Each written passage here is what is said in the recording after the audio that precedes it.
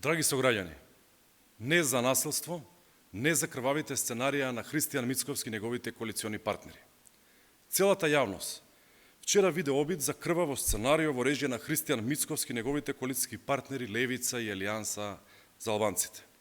За своји лични цели, Мицковски вчера беше подготвен да ја втурне целата држава во конфликт, преку опасно, мрачно и крваво сценарио за граѓански судир и етнички конфликт. Такво крваво сценарио не успеа заради притисокот од јавноста и реакцијата на институциите. Се потврди дека се е дел од мрачните глави во ВМРО ДПМН и антиевропските партии. Мицковски не беше жртва, туку режисер и главен реализатор на тоа мрачно и крваво сценарио.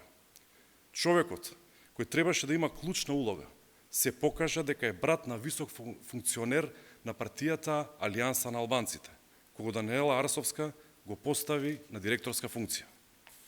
Еве ги фотографиите кои го потврдуваат сето ова. Ова е коалицијата на Мицковски.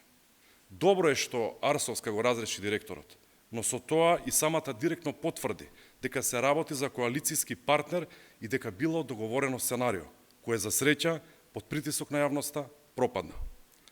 Дека станува збор за класично крваво сценарио на Мицковски и неговите партнери Левица и Алијанса, говори и самата негова пресконференција. Прво, Мицковски велише дека во него пукале, потоа дека пукале во толпата. Па какви се тие глупости и небулози? Како од толкова толпа Мицковски се пропозна самиот? Се знае како, затоа што тој го смисли и урежираше ова сценарио, кое повторно ќе кажам не успеа. Ова говори дека нема основни човечки граници ова насилничко и деструктивно однесување на Мицковски и неговите коалицијски партнери. Видете денеска како се заплетка од собствените лаги.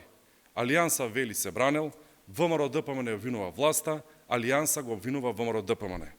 Го повикуваме Христијан Мицковски да се откаже од нови крвави сценарија, да престане да ги турка луѓето во смислени судири конфликтној и јавно да се огради од неговите пиштолџи и качулки, а потоа да повика на итем преки на насилство.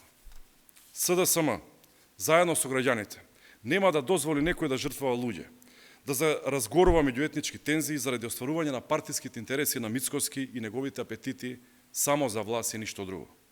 Граѓаните да останат смирени, никако да не подлегнуваат нови опасни сценарија. Институциите да ја завршат својата работа и сите вклучени во ова крваво сценарио да одговараат пред законот. Пред законот како што доликува во една правна држава.